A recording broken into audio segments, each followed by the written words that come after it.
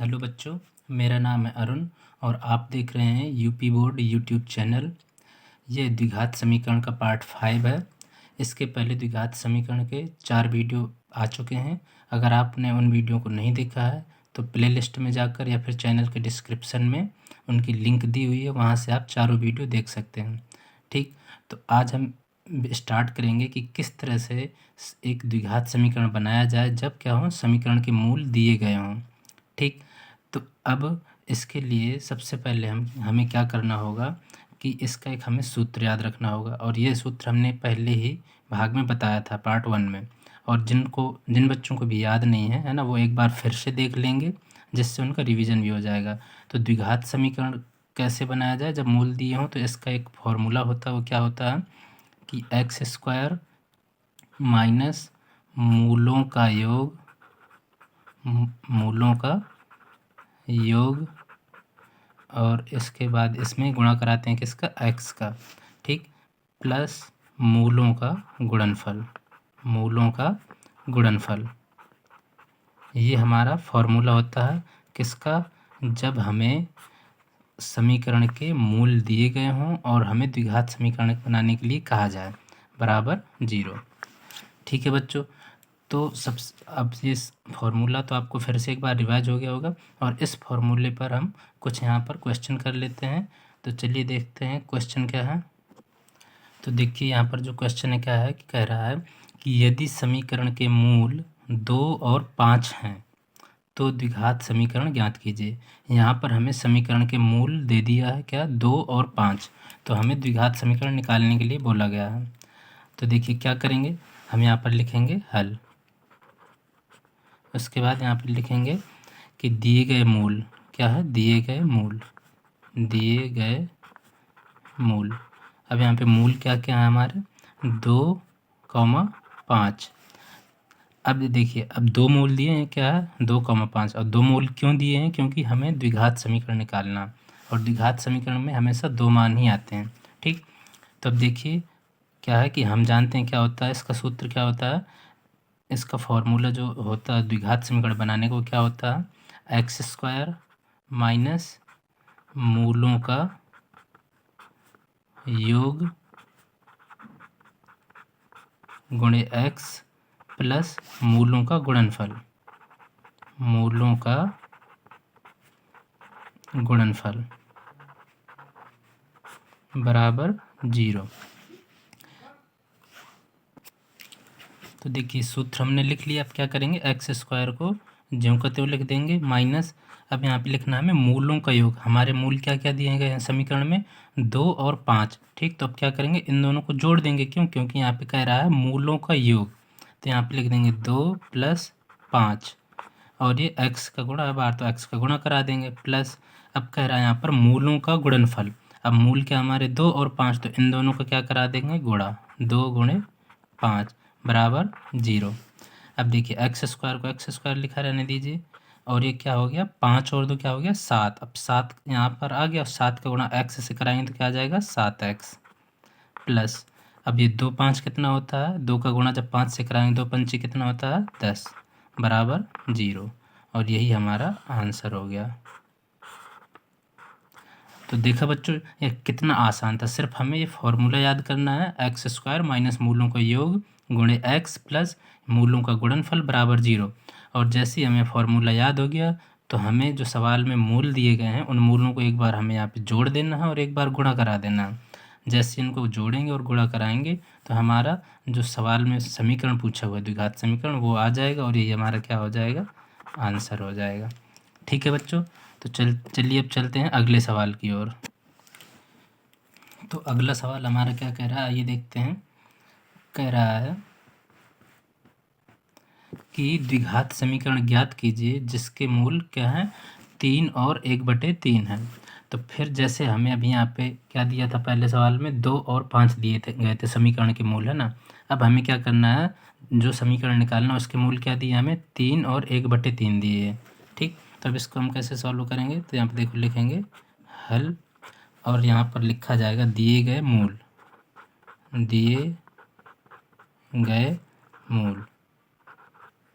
तो क्या क्या मूल दिया हुआ है यहाँ पे हमें, 3 और 1/3। ठीक है बच्चों, अब फिर से हमें फॉर्मूला लिखना है। तो फॉर्मूला क्या होता है, x² माइनस मूलों का योग, इसका गुणा किससे कराते हैं, x से, प्लस मूलों का गुणनफल बराबर 0। अब यहाँ पे x² को ज्यों का त्यों लिख दो, मूलों का योग कह रहा है यहाँ पे, तो क्या करेंगे, देखिए एक मूल 3 है हमारा, तो 3 लिख दिया, प्लस एक मूल है 1/3, तो इसको 1/3 लिख दिया, और इसका गुणा किससे करा दिया, x से, प्लस मूलों का गुणनफल कह रहा है, तो यहाँ पे एक मूल क्या है 3 और दूसरा है हमारा 1/3, तो इन दोनों का गुणनफल कह रहा है, तो क्या किया, गुणा करा दिया, बराबर 0। अब देखिए ये 3 ऊपर है और एक 3 नीचे, तो इस 3 से 3 चला गया, यहाँ क्या बचा 1। अब देखिए इसको कैसे हल करेंगे, तो यहाँ पे एक भिन्न है, ठीक है, तो इसको हम क्या करेंगे, एक इसके बटे 1 लिख लेंगे, क्योंकि यहाँ पे 1 से या तो गुणा कराओ किसी संख्या का या भाग दो, उस पर कोई अंतर नहीं पड़ता। ठीक है, तो अब देखिए x² को ज्यों का त्यों x² लिख दिया, माइनस, अब यहाँ पे देखिए कितना आ जाएगा, ये यहाँ पे 3 का लासा हो जाएगा, तो यहाँ पे 1 का भाग जब 3 में देंगे कितनी बार जाएगा, 3 बार, और जब 3 का गुणा 3 से कराएंगे तो क्या आ जाएगा, 9, 3 त्रिका 9, प्लस अब यहाँ पे क्या आ जाएगा 1, कोष्टक बंद कर देंगे और यहाँ पे x का गुणा करा देंगे, प्लस यहाँ पे क्या बचा बच्चों, यहाँ पे बचा 1, तो इसको 1 लिख देंगे और बराबर 0। अब देखिए x² को ज्यों का त्यों लिख दिया, माइनस, अब देखिए 9 और 1 कितना हो गया, ये 10, तो इसको हम लिख देंगे 10/3, और गुणा किसका, x का, प्लस 1 बराबर 0। यही हमारा समीकरण हो गया जिसका हमें आंसर चाहिए। ठीक है, तो इसको हम क्या कह देंगे, यही हमारा आंसर हो गया। ठीक है बच्चों, देखिए इसमें हमें कुछ नहीं करना है, हमें सिर्फ ये सूत्र याद रखना है, क्या होता है, x² माइनस मूलों का योग गुणा x प्लस मूलों का गुणनफल बराबर 0। हमें मूल दिए जाएंगे समीकरण में, समीकरण के जिसका हमें समीकरण निकालना है, द्विघात समीकरण। ठीक है, तो उन मूलों को क्या करना है, इसमें जोड़ देना है और यहाँ पर गुणा करा देना है। जैसे ही जोड़ेंगे और गुणा कराएंगे तो आपका आंसर आपकी आंखों के सामने। ठीक है बच्चों, तो अब चलिए हम स्टार्ट करते हैं कुछ ऐसे क्वेश्चन जो हमने अभी तक नहीं किए हैं द्विघात समीकरण में, है ना। जैसे हमने वीडियो के जो पहला पार्ट था उसमें हमने पढ़ा था श्रीधराचार्य का सूत्र, उससे क्या करते हैं हम समीकरण के मूल निकालते हैं। ठीक, तो अब हम देखते हैं कि किस तरह से श्रीधराचार्य का सूत्र लगा करके समीकरण के मूल निकालते हैं। यह भी काफ़ी इम्पोर्टेंट टॉपिक है और यहाँ से भी क्वेश्चन पूछा जाता है और पूछा भी गया 2020 के बोर्ड के एग्ज़ाम में, तो इस बार भी आने के चांसेस काफ़ी ज़्यादा हैं। ठीक है बच्चों, तो चलिए स्टार्ट करते हैं सवाल नंबर 3। तो देखिए सवाल नंबर 3 क्या कह रहा है कि सूत्र के प्रयोग से समीकरण 6x² माइनस 7x माइनस 5 बराबर 0 को हल कीजिए। ठीक, तो यहाँ पे देखिए बोल दिया सवाल में सूत्र के प्रयोग से। अब देखिए हम इसको चाहें तो गुणनखंड विधि से भी हल कर सकते हैं, है ना, मगर यहाँ पे उसने बोल दिया है क्या कि सूत्र के प्रयोग से हल करना। तो अब हमने क्या श्रीधराचार्य जी का सूत्र पढ़ा था, है ना। अब श्रीधराचार्य जी का सूत्र हमने पढ़ा था तो क्या था, x बराबर माइनस का b plus minus under root के अंदर b² माइनस 4ac बटे 2a। तो उस सूत्र में हमें क्या चाहिए था, a b और c तीनों के मान चाहिए था। तो अब देखिए अब तीनों के मान हम इससे निकालेंगे, तो इसको हम हल कैसे करेंगे, यहाँ पे लिखेंगे दिया गया समीकरण, दिया गया समीकरण। तो दिया गया समीकरण हमारा क्या है, 6x² माइनस का 7x माइनस 5 बराबर 0। इसको हम लिख देंगे समीकरण 1। अब यहाँ पे लिखेंगे समीकरण 1 की तुलना किससे करने पर, सामान्य समीकरण से। समीकरण 1 की तुलना सामान्य समीकरण, सामान्य समीकरण क्या होता है, सामान्य समीकरण हमारा ax² प्लस का bx प्लस c बराबर 0 से करने पर। अब देखिए जब समीकरण 1 की तुलना सामान्य समीकरण से करेंगे तो हमें a b और c तीनों के मान मिल जाएंगे। तो यहाँ से क्या मिल जाएगा हमें, a बराबर क्या होता है बच्चों बताइए, यहाँ से क्या मिलेगा, a बराबर 6, b बराबर क्या मिलेगा, b बराबर मिल जाएगा माइनस का 7, सी बराबर क्या मिल जाएगा, सी बराबर मिल जाएगा -5। अब देखिए जैसे ही हमें ए बी और सी तीनों के मान मिल गए तो हम क्या करते हैं, हम जानते हैं श्रीधराचार्य जी का सूत्र है, तो क्या होता है सूत्र, तो यहाँ पे लिखेंगे श्रीधराचार्य, श्रीधराचार्य सूत्र से। अब क्या होता है श्रीधराचार्य जी का सूत्र होता है x बराबर -b plus minus under root के अंदर b² -4 ac बटे 2a। अब देखिए हमें सूत्र तो याद करना ही पड़ेगा क्योंकि ये इम्पोर्टेंट भी है और यहाँ से सवाल आता भी है और आने के चांसेस भी हैं। ठीक, तो हमें ये सूत्र याद करना पड़ेगा। आप इस सूत्र से 2-4 सवाल लगा लीजिए तो आपको अच्छी तरह से सूत्र रट जाएगा। ठीक, तो ये सूत्र हमें रट गया। अब उसके बाद क्या करना है, ए बी और सी इन तीनों का मान हमने निकाल लिया है, किससे, सामान्य समीकरण से तुलना करके समीकरण 1 की। तो अब जब हमें ए बी और सी का मान मिल गया तो हम इन तीनों मानों को कहाँ पर रख देंगे, इस सूत्र में रख देंगे। तो यहाँ से देखिए क्या मिल जाएगा हमें, x बराबर -b। अब b का मान कितना है, b का मान पहले से ही -7 है तो यहाँ पे लिख देंगे -7। अब देखिए चिन्ह प्लस माइनस अंडर रूट के अंदर b²। अब देखिए b का मान कितना हमारा -7, तो हम यहाँ पे लिखेंगे -7 का स्क्वायर।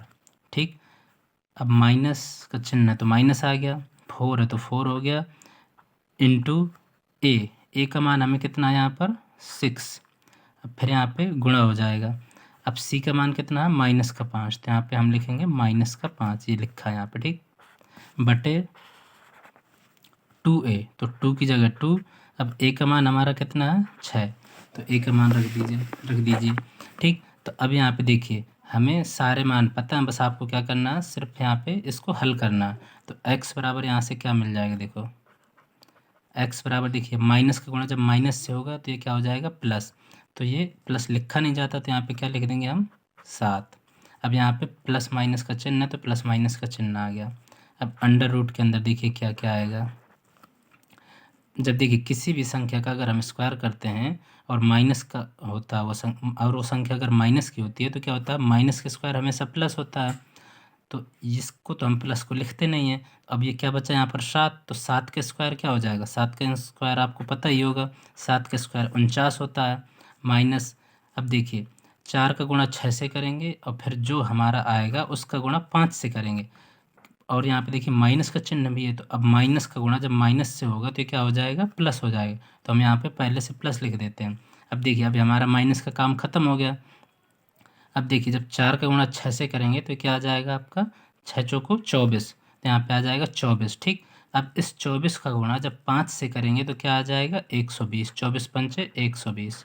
ठीक, बटे अब देखिए 2 का गुणा 6 से करेंगे, नीचे क्या है 2 छक्का 12, हमें यहाँ पे ये वैल्यू मिल गई। ठीक, अब देखिए और इसको यहाँ पे हल करते हैं।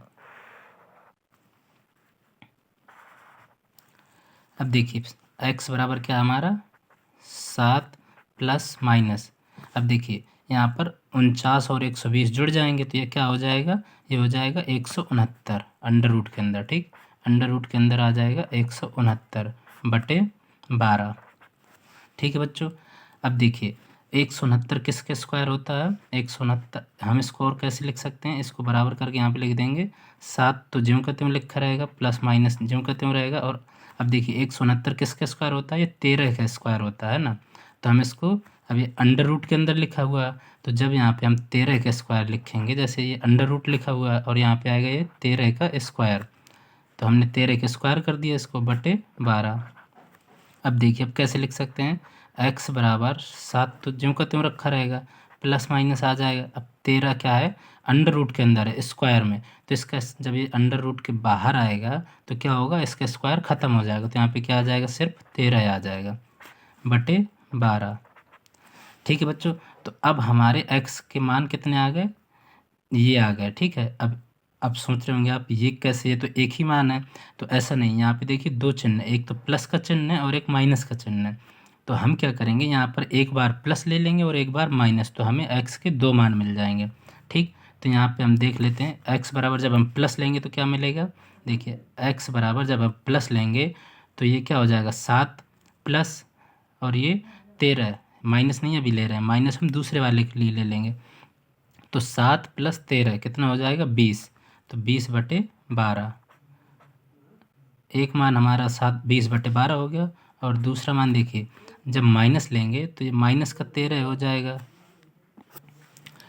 तो बच्चों देखिए यहाँ पर एक बार जब हमने प्लस का चिन्ह लिया तो हमारा x का मान क्या आ गया 20/12। और अब क्या करेंगे, अब दूसरी बार हम माइनस का चिन्ह लेंगे तो देखिए क्या होगा, 7 में से 7 क्या प्लस का और माइनस का, जब हम 13 लेंगे तो क्या बचेगा, 7 प्लस का और माइनस का 13, तो माइनस का 6 बच जाएगा। तो माइनस का 6 लिख देंगे यहाँ पे और बटे 12।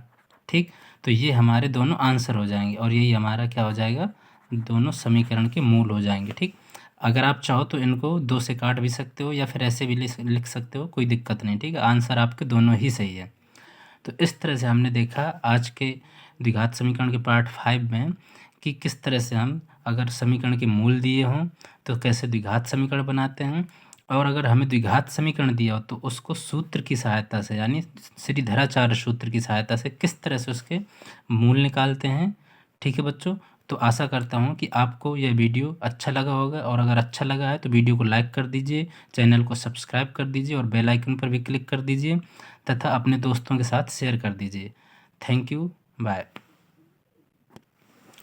एंड मिलते हैं नेक्स्ट वीडियो में पार्ट 6 में, जहाँ पर हम कुछ ऐसे सवालों के बारे में बात करेंगे जो बहुत ही ज़्यादा इम्पोर्टेंट है और परीक्षा में लगभग 99% आने के चांसेस हैं। तो कोई भी वीडियो मिस मत करिए, आप सारे के सारे वीडियो आपके लिए इम्पोर्टेंट हैं। और हम यहाँ पे इस तरह के सवाल करवा रहे हैं जो एकदम एग्ज़ाम ओरिएंटेड है ना, जो एग्ज़ाम में परीक्षा में आने के बहुत ज़्यादा चांसेस है। और अगर आपको किसी भी तरह के कोई प्रॉब्लम हो रही है, किसी भी तरह की कोई समस्या हो रही है, ठीक है, तो आप सीधे नीचे कमेंट सेक्शन में कमेंट करिए, वहाँ पे जो आपको क्वेश्चन पूछना है वो क्वेश्चन टाइप करिए, या फिर वीडियो को अच्छे से अच्छे देखिए और दोबारा रिवाइज करके देखिए, जिससे सारी चीज़ें आपको अच्छे से क्लियर कट समझ में आ सकें। तो ठीक है बच्चों, आज का सेशन यहीं समाप्त कर सकते हैं और मिलते हैं पार्ट 6 में।